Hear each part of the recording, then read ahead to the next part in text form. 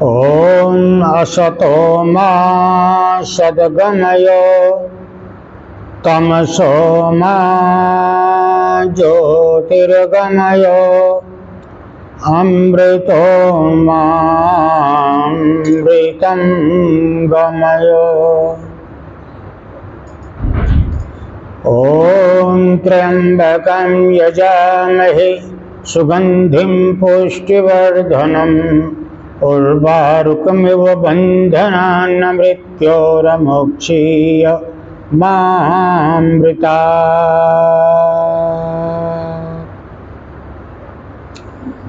देवियों, सज्जनों, प्यारे बच्चों, आदरणीय वाजपेयी जी की मधुर यादों में और उनके सम्मान में आप यहाँ एकत्रित हो। आओ मिलकर के कुछ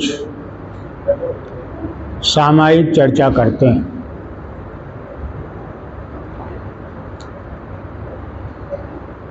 महाभारत में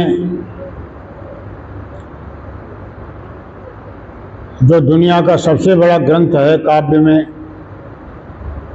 किसी भी भाषा में, कविता में इतना बड़ा ग्रंथ नहीं है। 18 पर्व हैं, एक एक पर्व में कई कई अध्याय हैं। एक है वन पर्व, उसमें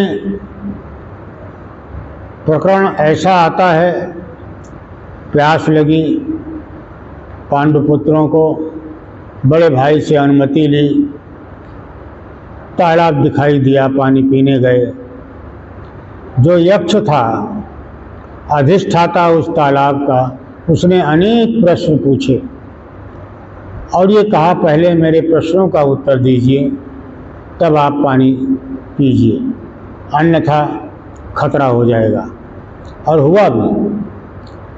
पर बीच में एक सवाल ये पूछा कि ये बताओ दुनिया का सबसे बड़ा अचंभा क्या है? सबसे बड़ा अचंभा। उत्तर में बताया धर्मराज युधिष्ठिर ने कि अहन्यहनि भूतानि गच्छन्ति यम मंदिरम शेषाः स्थावरम इच्छन्ति किमाश्चर्यम अतः परम। महाराज युधिष्ठिर कहते हैं कि देखो, अहन्यहनि भूतानि, रोजाना हर क्षण हम देख रहे हैं लोगों को दुनिया से जाते हुए, लेकिन शेषाः, जो शेष लोग हैं, जो बचे हुए लोग हैं, वो ऐसा मान के बैठे हैं जैसे हम सब दिन रहेंगे और मृत्यु ने हमारा पीछा नहीं किया है। किम आश्चर्यम अतः परम, इससे बढ़कर के, इससे ज्यादा और अचंभे की बात क्या होगी।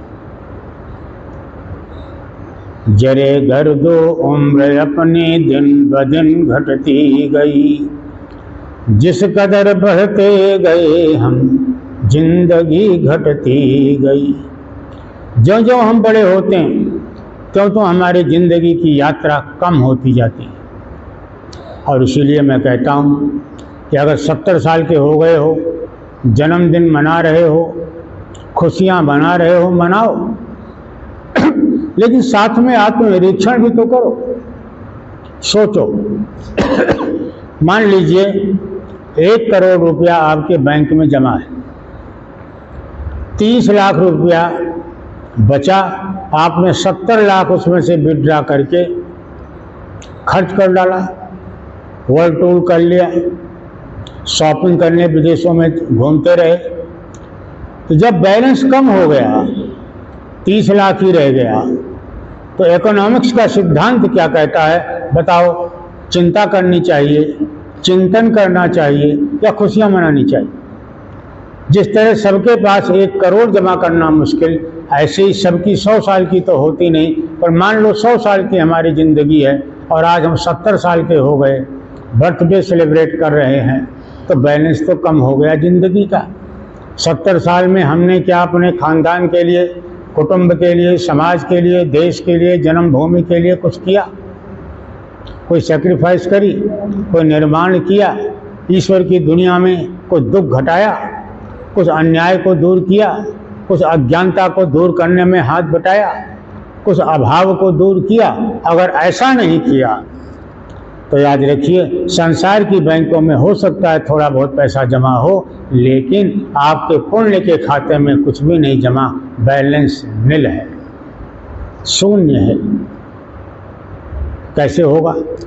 जिंदगी अगर एक यात्रा है जिसको सारे संत, मनीषी, तपस्वी, साधक सब कहते हैं, तो यात्रा में तो सामान जितना कम रहेगा उतना आराम रहेगा।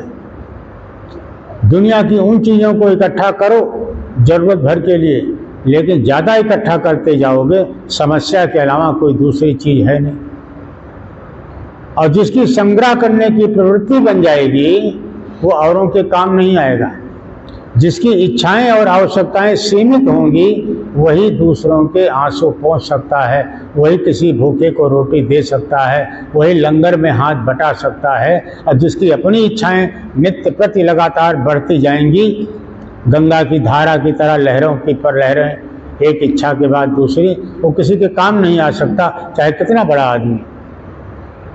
इसलिए शास्त्र ये कहते हैं कि अपनी संग्रह की, अपनी इकट्ठा करने की आदत को थोड़ा सीमित करिए।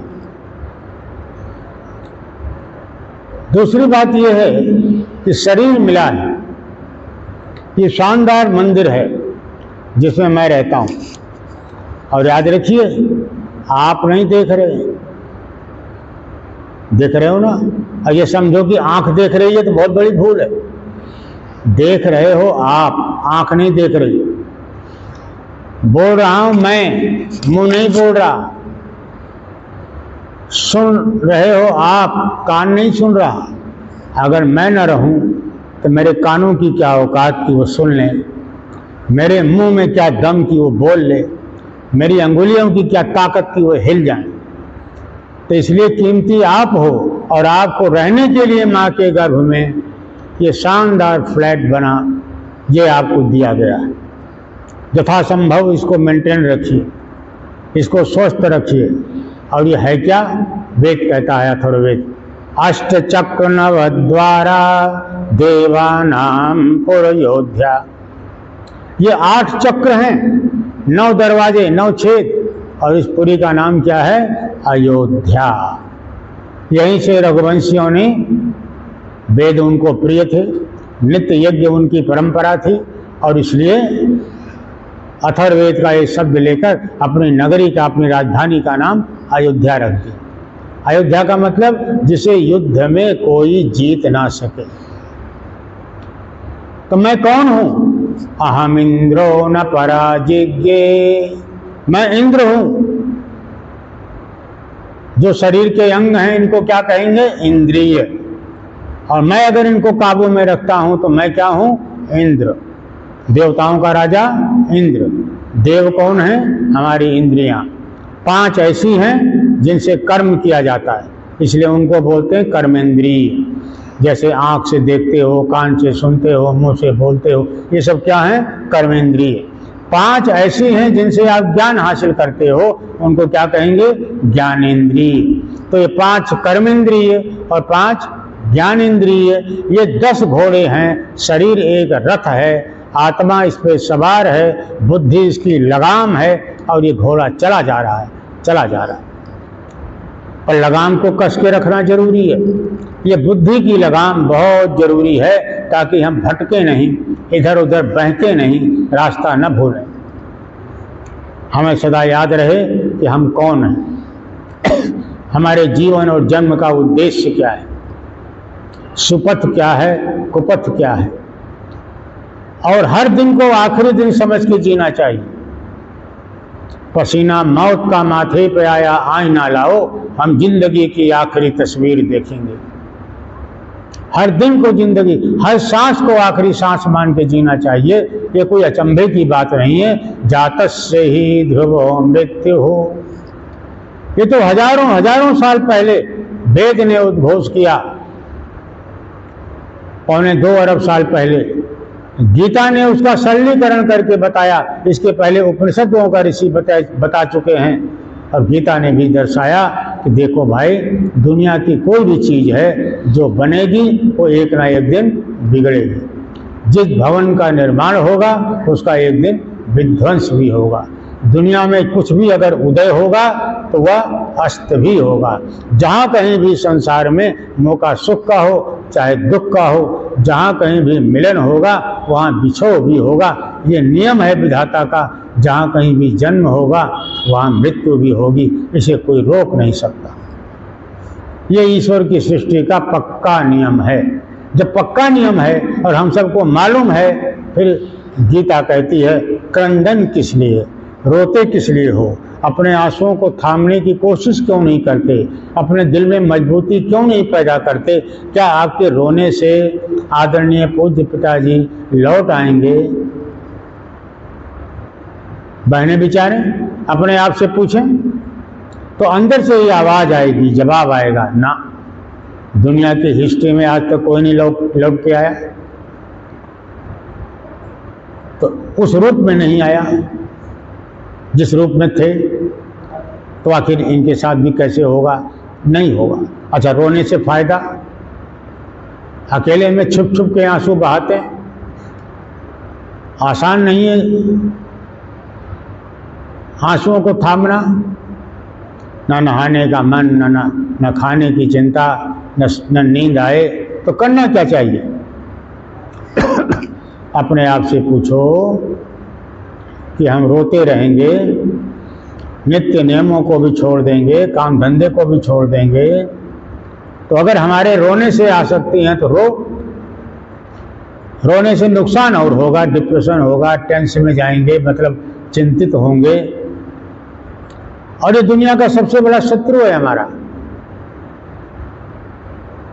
चिंता चिता द्वैर मध्ये, चिंता चिता द्वैर मध्ये, चिंता एव गरीयसी।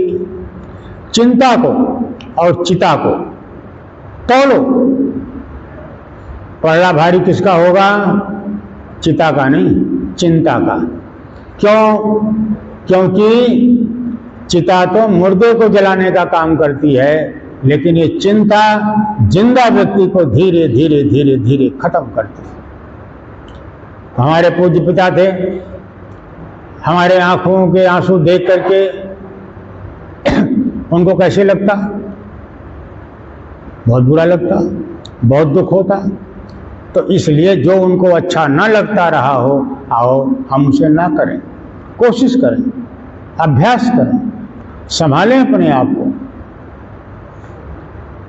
रोना समाधान नहीं है। और उनके नाम पर, उनकी स्वीट मेमोरी में, उनके ऑनर में हम क्या कर सकते हैं, यह है विचारणीय बात। तो धर्मराज युधिष्ठिर ने कहा कि दुनिया में सबसे बड़ा अचंभा ये मृत्यु है।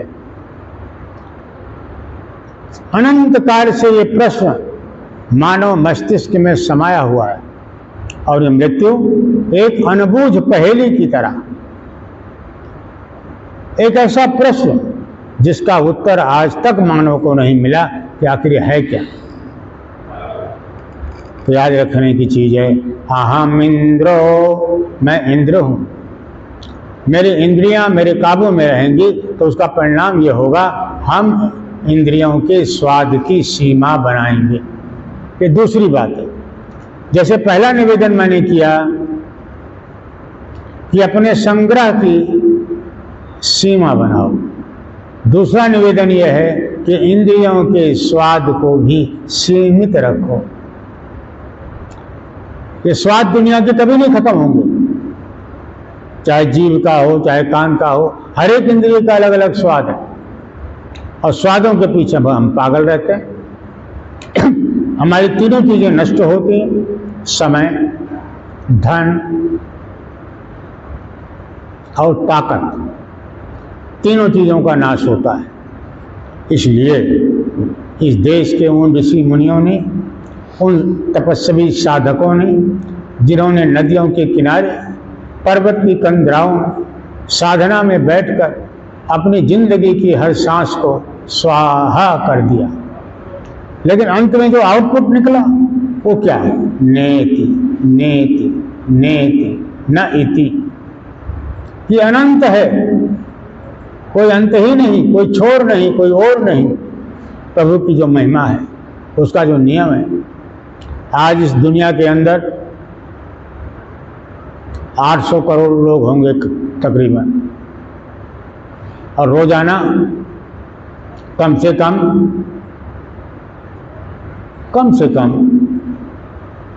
80 लाख से लेकर 1 करोड़ लोग मौत के मुंह में जाते हैं। लेकिन हम रोज तो नहीं रोते। क्यों नहीं रोते? क्योंकि जितना जो करीब होगा बिछो की उतनी ज़्यादा पीड़ा होगी। हमारा परिचय नहीं, हमारी रिश्तेदारी नहीं, हमारा दोस्त नहीं, हमारे क्लब का नहीं, हमारे मोहल्ले का नहीं, तो लोग ले जा रहे हों, राम नाम सत्य है, कोई फर्क नहीं पड़ता, हम भी हाथ जोड़ के बस चले जाते हैं। यही बात है ना। और इसीलिए मैं कहता हूँ कि रात को सोने लगते हो तो वेद मंत्र का पाठ करो। ईश्वर तेरी कृपा से, तेरी कल्याणमयी छाया में एक दिन अच्छे से बीता है। ये जाग्रतो धूरम उदयति दैवम, शिव संकल्प का पाठ करके, सुंदर पवित्र इरादों को लेकर के, और कल का एक्शन प्लान आज ही बना करके सो जाओ। सवेरे उठो, मोबाइल जो आपने दूर रखा हुआ है उठा के देखो, प्रभु का धन्यवाद करो, एक दिन और मिल गया आपको। प्रसन्न हो जाओ, मगन हो जाओ।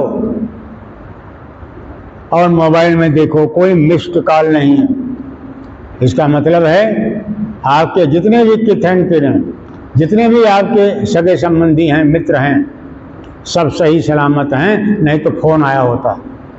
फिर ठहाके लगा के हंसो और उस ईश्वर का धन्यवाद करो कि आज का दिन बहुत अच्छे से बीतेगा।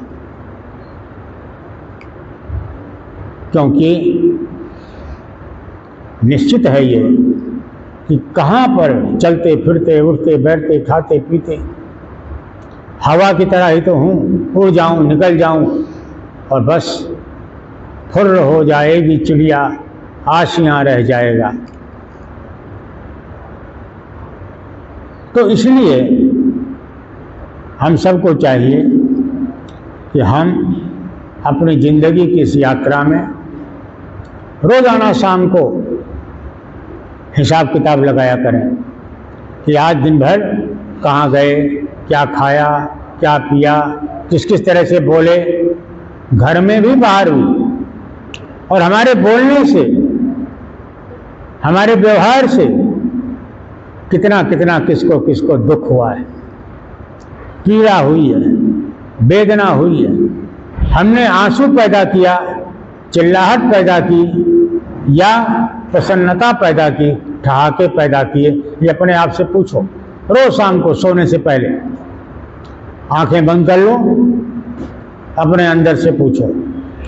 कोई समय नहीं लगेगा, मैं आपको विश्वास दिला रहा हूँ। 1 मिनट में ही दिन भर का नज़ारा आंखों के सामने होगा। कुछ काम ऐसे होंगे, कुछ बातें ऐसी होंगी जिनके लिए मन में प्रसन्नता पैदा होगी, अंदर उत्साह पैदा होगा, अपने लोगों को बताने का मन करेगा। समझो यही धर्म है, ये करना चाहिए। कुछ काम ऐसे होते हैं, कुछ बातें ऐसी हर एक से हो जाती हैं जिन्हें याद करो तो अंदर शर्म पैदा होती है, अंदर लज्जा पैदा होती है, और कभी कभी गलत कदम उठ जाएं तो जब याद करते हैं तो डर भी पैदा होता है। तो जिस कार्य को करने के बाद जब याद करें तो भय पैदा हो, किसी को बताने का मन न करे, लज्जा आए, समझो यही अधर्म है, यही पाप है, इसको न करने की आओ प्रतिज्ञा करें, ताकि लोग देखें और कहें वाह, धन्य है वो पिता, धन्य है वो माँ जिसकी ये बेटी, जिसके ये बेटे। ये जीवन जीने की शानदार कला भारत के ऋषियों ने जो समझा, संसार में अभी वो अछूता है। हम और चीज़ों में और दुनिया की दौड़ में पीछे हो सकते हैं, लेकिन अगर दौलत से ही खुशी आनी होती तो अमेरिका में दुख ना होता। अगर दौलत से ही शांति, तृप्ति और खुशी यानी होती तो पैसे वालों के घर में शोक ना होता।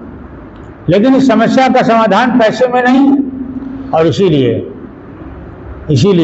इस देश का एक राजा यज्ञ कर चुका, पूर्णाहुति हो गई, तो अब समय आया, घड़ी आई, दान देने लगा। कठोपनिषद में ये गाथा बहुत अच्छे ढंग से वर्णन की गई। हुआ यही, बूढ़ी बूढ़ी गायों को महाराज दान में दे रहे हैं। बेटा नचिकेता था और उसने कहा, पूज्य पिताजी, दान में तो बहुत प्यारी बड़ी अच्छी अच्छी चीजें देनी चाहिए, आप इन बूढ़ी बूढ़ी गायों को दे रहे हो, ये ब्राह्मण लोग क्या करेंगे? खिलाएंगे, पिलाएंगे, रखेंगे, ये तो दूध भी नहीं देंगे कभी। अब एक बार कहा, 2 बार कहा, 3 बार कहा, पिता क्रुद्ध हो गए और उन्होंने कहा, तुझे मैं मौत को दूंगा। कहते हैं ना, मर जा।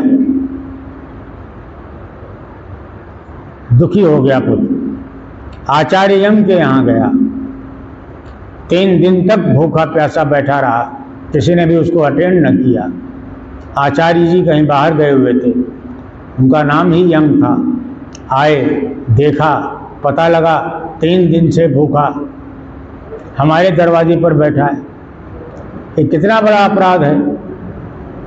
इस देश में 5 चीजों को महायज्ञ कहा गया। लाखों रुपया खर्च कर लो, बड़े से बड़ा मंदिर बनवा लो, उसको महायज्ञ नहीं कहा। लेकिन छोटे छोटे काम गृहस्थी के, इनको इस देश के संतों ने महायज्ञ कहा है। उसमें से एक है अतिथि यज्ञ, और इसीलिए उसका प्रभाव और असर था। दरवाजे पर लिखा रहता था, अतिथि देवो भव, नहीं तो लिखा रहता था स्वागतम, वेलकम। अब क्या लिखा रहता है? कुत्तों से सावधान, नो एडमिशन। अतिथि, आ माने नहीं, तिथि माने डेट, जिसके आने की कोई तारीख ना हो। क्या पहले कोई बता के आया करते थे? नहीं। तो अतिथि का स्वागत, कितना भी गरीब हो, कंगाल हो, हमारा सगा संबंधी हमारे दरवाजे पर आया है तो देवता के समान है। यह है भारत की वो महान संस्कृति। तो नचिकेता का भूखा प्यासा बैठा देखकर आचार्य श्री बहुत पछताए। फिर कहा, अच्छा 3 वरदान आप मांग लो, 3 रात आपने बिताई है, कुछ तो आपको दे दूं। उसने पहली चीज ये बताई, मांगी कि हे प्रभु, मेरे पिता जो मुझसे क्रुद्ध हैं पहले की तरह प्रसन्न हो जाएं। दूसरी बात में जो अग्नि है, वेद का पहला शब्द, पहले मंत्र का पहला शब्द, ये अग्नि, इस अग्नि की विशिष्टता क्या है? और अग्निहोत्र से लेकर के अग्नि के वैशिष्ट को पूछा, वो भी बता दिया। लेकिन तीसरे वरदान में नचिकेता ने मांग लिया कि ये मृत्यु क्या है, हम मृत्यु के बाद जाएंगे कहाँ, ये है क्या? आचार्य श्री ने बहुत समझाया, बेटे ये तुम्हारा पूछना इस उम्र में ये बड़ा अजीब लगता है, ये आयु नहीं है मौत की बात करने के लिए, इस रहस्य को जानने और समझने के लिए। ये तो बहुत तपस्वी, बहुत पहुंचे हुए लोगों की, योग की ऊंचाई पर जो जाते हैं, ये उनके प्रश्न हो सकते हैं। तुम बदले में एक काम करो, घर और कोठी ले लो, दुनिया भर के हाथी और घोड़े ले लो, तरह तरह के जो गहने ले लो, स्वर्ण मुद्राएं ले लो। लेकिन यही वो देश है जहां नचिकेता ने जवाब दिया था, न वित्तेन तर्पणीयो मनुष्याः। हे आचार्य, वित्त से, धन से व्यक्ति कभी तृप्त नहीं होता। और ये बात सच है। आज जिस धन को संग्रह करने के लिए दिन रात हमारी दौड़ हो रही है, बेतहाशा हम भागे जा रहे हैं, कहाँ भाग रहे हैं मंजिल का हमको भी नहीं पता, लेकिन दौड़ रहे हैं, दौड़ रहे हैं, दौड़ रहे हैं। हम ये भूल गए कि हमारे पूर्वजों ने तो लक्ष्मी की एक आकृति बनाई थी, काल्पनिक, और उसके 4 हाथ बना दिए थे। कोई महिला ऐसी दुनिया में ना हुई है ना होगी जिसके 4 हाथ हों। ये चित्र काल्पनिक है, इमेजिन, लेकिन इसमें रहस्य छिपा हुआ है, वही समझना चाहिए। हाथ रक्षा के प्रतीक है। आप अपना हाथ लिए बैठे हो, कोई आप पर अटैक करे तो इन्हीं हाथों से तो बचाओगे। तो लक्ष्मी को बचाना है, लक्ष्मी जी की रक्षा करनी है अपने कुटुंब में, तो इसके 4 उपाय हैं। पहला है अरे जन्म, अरे कमाओ अपने आप, मुफ्त के चक्कर में मत रहो। ग्रेजुअली, धीरे धीरे सब होता चला जाएगा। मत उम्मीद लगा के बैठो मुफ्त का मिल जाए। अरे जन्म। दूसरा हाथ कहता है व्यय। देखो, कमाना बड़ी मुश्किल बात है, earning is difficult, no doubt, लेकिन जो खर्च करना है, स्पेंडिंग, ये भी कम डिफिकल्ट नहीं है अगर बुद्धिमत्ता पूर्वक करें तो ये 4 हाथ 4 उपाय बताते हैं। कमाओ, खर्च करने की कला जानो, और जो कुछ है आपके पास उसमें से थोड़ा सा निकाल दो देवालय के लिए, जनहित के लिए, लोकोपकार के लिए, थोड़ा सा। नहीं तो कैसे काम चलेगा मंदिर का, कैसे काम चलेगा गुरुद्वारे का, कैसे पढ़ेंगे गुरुकुल के ब्रह्मचारी। ये गृहस्थ के लिए जरूरी है, अपनी कमाई को पवित्र बनाने के लिए तरीका है।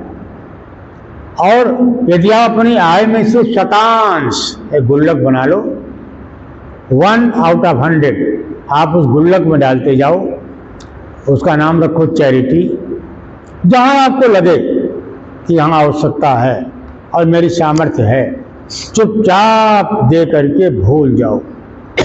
आपको पुण्य मिलेगा और आपको तृप्ति मिलेगी, आपको अच्छा लगेगा।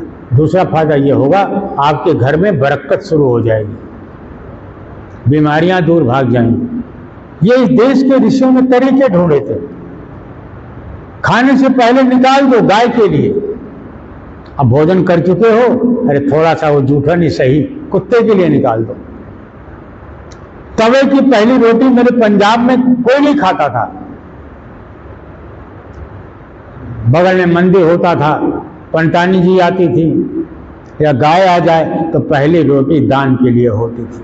आपको न विश्वास हो, कोई बुजुर्ग आपके घर में जीवित हो तो उससे पूछना।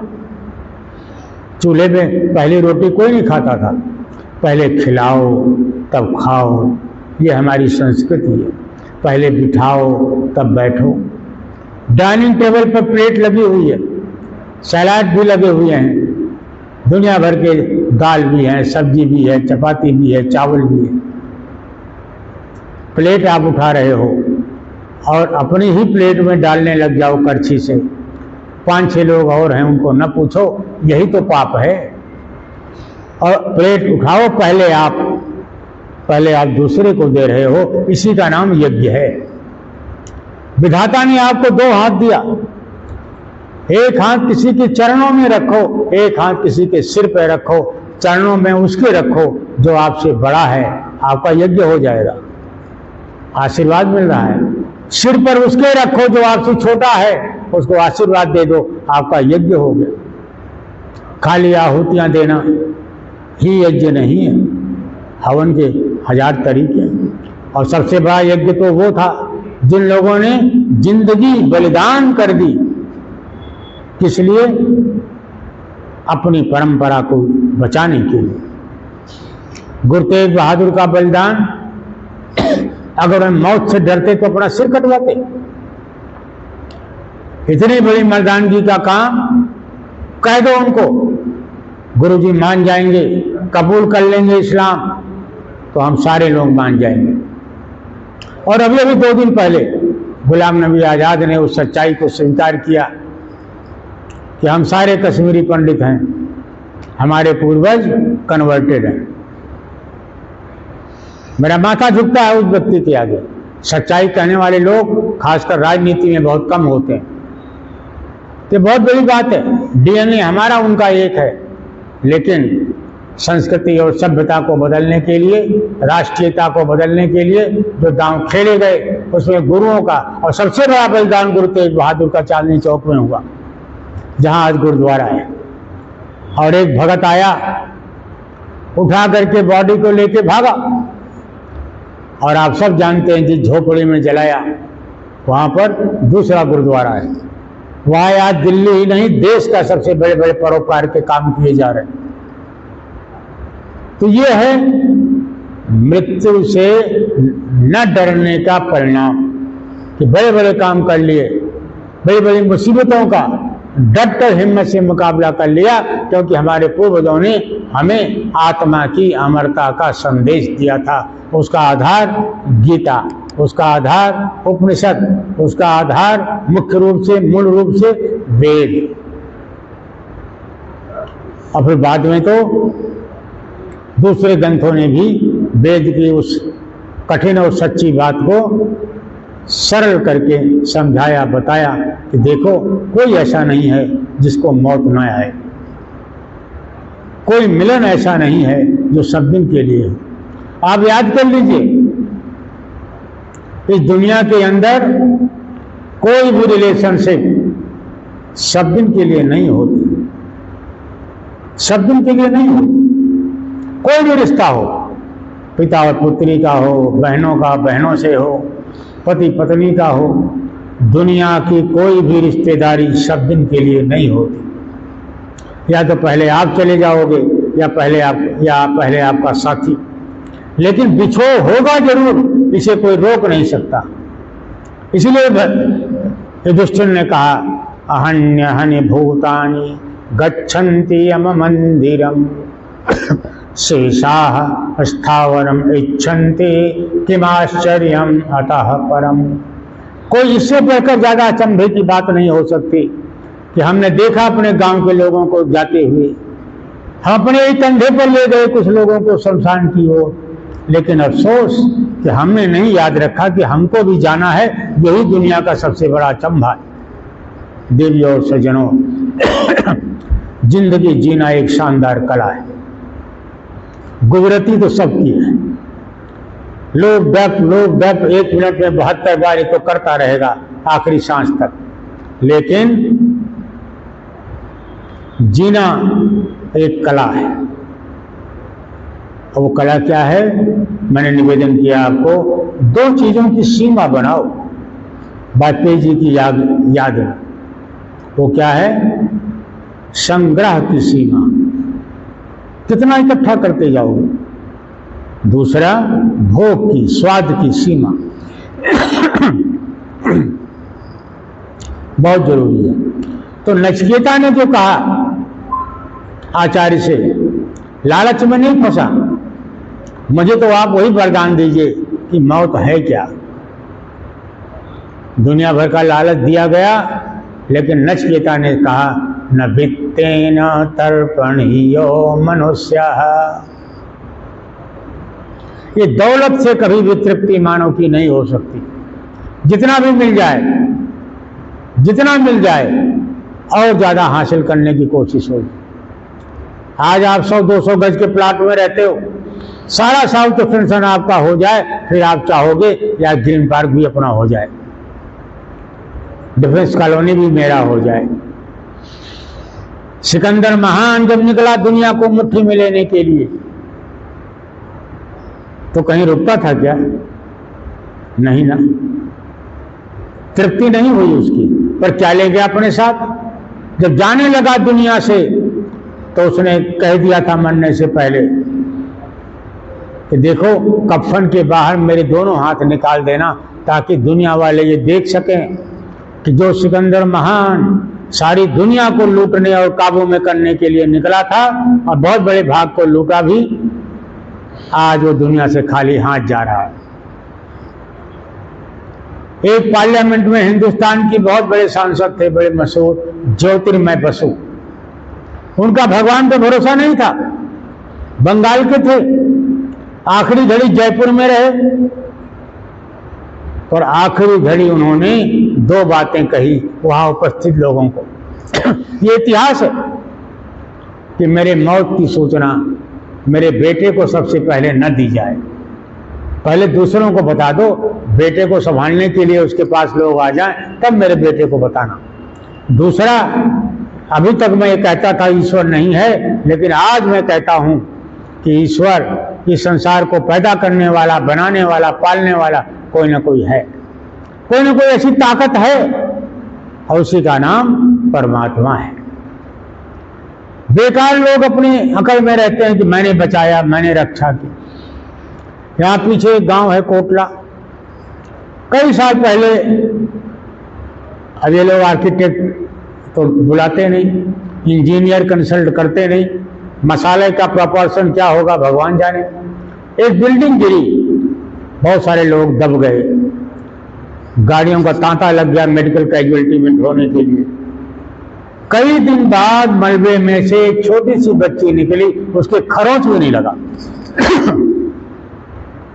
हमें याद आ रहा है किसने बचाया उसको? रामकृष्ण परमहंस, जिन्होंने विवेकानंद जैसा शिष्य पैदा किया, बड़े भारी पत्थर के आगे खड़े थे। किसी ने आगे पूछा, गुरुदेव, ईश्वर सबको खिलाता है, ये बात मेरी समझ में नहीं आती। ये तो समझ में आता है कि सबको पैदा करता है, क्योंकि किसी भी विज्ञान वाली वैज्ञानिक को किसी भी लेबोरेटरी में एक ट्रक आटा दे दो, चावल दे दो, सब्जियां दे दो, मसाले दे दो, उसको कहो कि आप बड़े भारी साइंटिस्ट हैं, अपनी लेबोरेटरी में एक बाल बना दो। ये तो ईश्वर है जो मां के गर्भ में हमारा निर्माण करता है। तो नहीं बना पाएगा, मनुष्य के बस की बात नहीं है। तो निर्माण वो करता है माना, लेकिन सबको खिलाता भी है, कैसे माने? इतने में वो जंगल में उस पत्थर पर दरार में से नीचे से उभरती हुई चींटी आई, और चींटी अपने मुंह में चावल का छोटा सा दाना लिए हुई थी। परमहंस की निगाह पड़ गई। देखो, देख बेटा, ये चींटी को ये चावल यहां कौन देने आया है? तो याद रखिए, जाको राखे सानिया, मार सके नहीं को, बाल न बांका करी सके, जो जग भैरी हो। हमने अपने देश में इंदिरा गांधी का इतिहास देखा। सिक्योरिटी ने मार दिया कि नहीं? घर में ही मार दिया कि नहीं? अमेरिका में कैनेडी का इतिहास हमने पढ़ा है, सुरक्षा कर्मियों ने मार दिया कि नहीं? इसलिए परमपिता परमात्मा पर भरोसा और विश्वास रखो, उसे डगमग मत होने दो। जितने दिन के लिए रिश्ते नाते होते हैं उतने ही दिन रहेंगे। दुनिया का कोई भी रिश्ता सब दिन के लिए नहीं होता। और ईश्वर पर विश्वास रखो, पक्का भरोसा रखो। ईशा भाष्यमिदं सर्वम, वो परम पिता परमात्मा और मेरा प्रभु अपनी बनाई हुई सृष्टि के कण कण में विराजमान है, कण कण में विराजमान है, कोई जगह उससे खाली नहीं है। अगर आप सोच रहे हो अपने ड्राइंग रूम में बैठ के पाप कर रहे हैं, ईश्वर नहीं देख रहा, तो आपकी भूल है। हजार आंखों से देख रहा है। ये तो हम और आप हैं, दीवार के उस पार क्या है हमें नहीं पता, लेकिन ईश्वर की निगाहों से कोई भी कहीं भी कभी भी बच नहीं सकता। और ये मत सोचना कि गंगा नहाने से, पैसा चढ़ाने से, मन्नतें मानने से पाप माफ हो जाएगा। ये भ्रम है हिंदुओं का। अगर ऐसा होता तो दुनिया में कोई दुखी ना होता। अच्छे कर्मों का फल अलग मिलता है, बुरे कर्मों का फल अलग मिलता है। अवश्यमेव भोक्तव्यम कृतम कर्म शुभाशुभम, ये बाबाओं की, पंडितों की दुकानदारी है कि ये करा लो, ये माफ हो जाएगा। माफ तो ईश्वर करने की सामर्थ्य में नहीं है। मैं आपसे पूछता हूं, अगर मैं आपके घर में नौकरी करता हूं, आपकी बातें नहीं मानता, आप कहते हो इधर जाओ, मैं उधर जाता हूं, आप मुझे निकाल दोगे?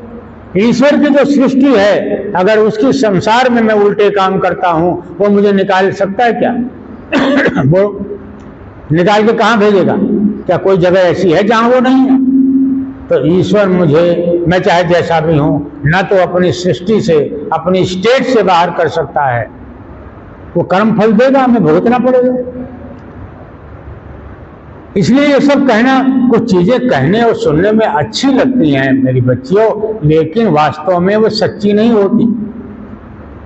जैसे आप आ रहे हो कहीं बिहार से, एक्सप्रेस ट्रेन, और दिल्ली पहुंचने वाले हो, पहुंच गए, तो आप क्या कहोगे? अरे भाई उठो, स्टेशन आ गया।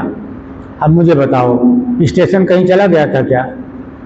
स्टेशन आ गया मतलब स्टेशन पर गाड़ी आ गई। पहले कॉर्पोरेशन के नल सुबह शाम आते थे पानी, तो लोग कहते थे नल आ गया। भाई नल तो जहां था वहीं है, नल में पानी आ गया। ये जो अंडरस्टूड है ना, ये समझना चाहिए।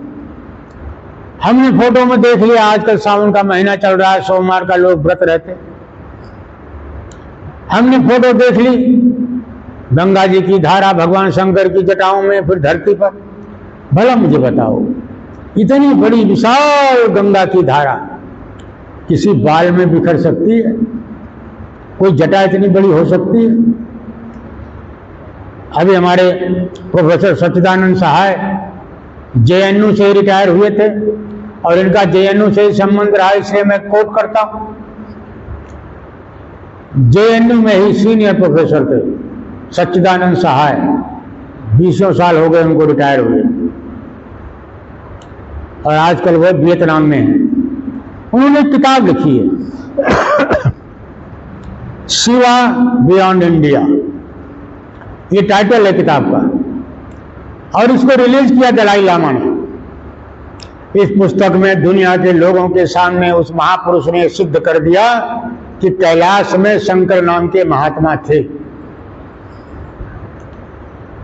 अब आप कल्पना करिए, कैलाश किधर है? ज्योग्राफी के हिसाब से सोचिए, भौगोलिक दृष्टिकोण देखिए, कहां पर है कैलाश? और गंगोत्री कहां से गंगा जी निकलती है, वो कहां पर है? तो बात तो कुछ दूसरी है। गंगा जी उधर से निकलती हैं, शंकर जी इधर रहते हैं। और फोटो में आप क्या देखते हो? गंगा जी की धारा शंकर जी के सिर में। भाई ब्रह्मा जी का कमंडल है वेद, वहां से निकलती है ज्ञान की धारा, ज्ञान की गंगा। और वो कहाँ जाएगी? किसी मूर्ख या किसी पागल के मस्तिष्क में नहीं जाएगी, वो किसी ज्ञानी और तपस्वी और साधक के मस्तिष्क में जाएगी। और वो साधक क्या करेगा? प्रश्न और उत्तर, शंका और समाधान उधेड़-बुन करेगा। जब शंकाओं का समाधान हो गया, प्रश्नों का उत्तर मिल गया, तो कभी प्रवचन के द्वारा, कभी लेखन के द्वारा, कभी कार्यों के द्वारा जनहित में वो प्रवाहित कर देगा। ये है लोक कल्याण की वो भावना, और इसलिए बनाया गया वो चित्र। गले में सांप लिपटे रहते हैं। ये शंकर जी की पूजा का महीना है। पिछले दिनों तमाम कांवड़िए लेकर के जल शंकर जी पर चढ़ाते हैं, पर समझने की जरूरत तो यह है कि शंकर जी के गले में सांप और किसी देवी देवता के गले में नहीं दिखाओगे। क्यों भाई? देखो, अगर चाहते हो शिवत्व को प्राप्त करना, शिव माने कल्याण करने वाला। कल्याण करने वाला कौन होता है? जो देव नहीं होता ऑर्डिनरी, वो देवों का देव। देव माने देने वाला, देने वाले को भी जो देता है, देव नहीं महादेव। और फिर गले में सांप क्यों? ये चित्र है, और मैं आपको सच बताऊं, काल्पनिक चित्र है, पर इन चित्रों के पीछे चरित्र हैं, उनको समझो तो कल्याण हो जाएगा। सांप के 2 जीभ होती है, जानते हैं? तो कई मनुष्य ऐसे हैं हमारे आगे पीछे दाएं बाएं, घर में, पड़ोस में, रिश्तेदारी में।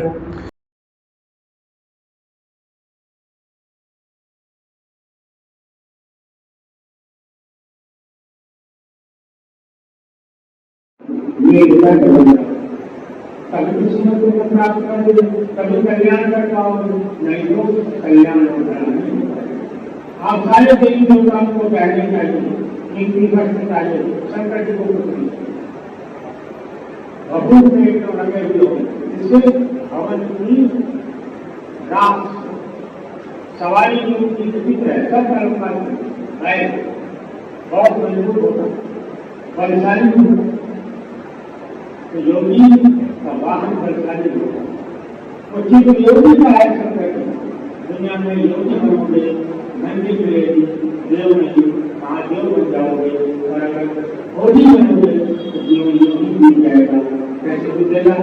कुछ रंगों गम में, कुछ रंगों गम में, कुछ आहों निकट गई, बाकी बची उम्र गुनाहों निकट गई। कुछ रंगों गम में, कुछ आहों निकट गई, बाकी बची उम्र गुनाहों निकट गई। रस्ते गुजरने वालों ने मंजिल को पा लिया, रास्ता बदलने वालों राहों निकट गई। जिंदगी राह में गुजारने के लिए खोज मंजिल क्या है? देवी स्वर्गयामी देवी भगवत्यामी जपो पालमाया करना धर्मार्थ काम मोक्षाणा। ये चार धर्म, अर्थ, काम और मोक्ष। इन तीनों उद्देश्यों की प्राप्ति के लिए कुछ नेतृत्व को एक जिंदगी जीने का ढंग। आज नहीं कुछ धन देता हुआ मैं कामना करता हूँ आज उनकी बेटियां जिस घर में पैदा हुई है ये समझ नहीं बात को, क्योंकि आपके पूर्वज आज के यज्ञ करने कराते थे। कई लोगों परंपरा हो गई, सो गया अश्वमेध यज्ञ, वाजपेयी यज्ञ, अफसोस वाजपेयी यज्ञ में लगे हो। ये तो कुछ सुधारा है, गुरु नानक देव जी महाराज है बहुत पहले, और बहुत बाद में अभी 200 साल पहले इसे ध्यान में आए। उनका धर्म के नाम से आरंभ क्यों करते? धर्म उनका धर्म है जहाँ पर सब देवी देवताओं के नाम से सारे नशे किए जाते हैं, सभी देवी देवताओं के नाम से सारे विचार किए जाते हैं। ये बड़े कलम की बात है हमारे समाज के लिए, हमें इसे बचना चाहिए। आज के यज्ञ के करने में आने वालों से कुटुंब में मृत्यु पैदा हुई, और ये खानदान आपके सामने से नहीं है, एक्सीडेंटली नहीं हुआ, आपका कुछ लेना ही ना काफी था, और इसलिए इस परिवार में आप पैदा हुए तो आपका धर्म बनता है। लेकिन करो और बढ़ाओ उसमें तो बंदो उनकी यादों में ऐसी अच्छे और महान कर्म करो जो भगवान ऐसी देवी सब। मेरी छोटी छोटी बात को आप मुझे समझाओ और मुझे लगता है एकाग्रता से सुना है, इसलिए मैं आपका आभार व्यक्त करता हूँ, ईश्वर से प्रार्थना करता हूँ कि तो हमारे की आत्मा से संगति और शांति मिले, और परिवार के सभी लोग, सभी बेटियों को दामाद, सभी संबंधियों को ये क्रिया को बर्दाश्त करने की ताकत।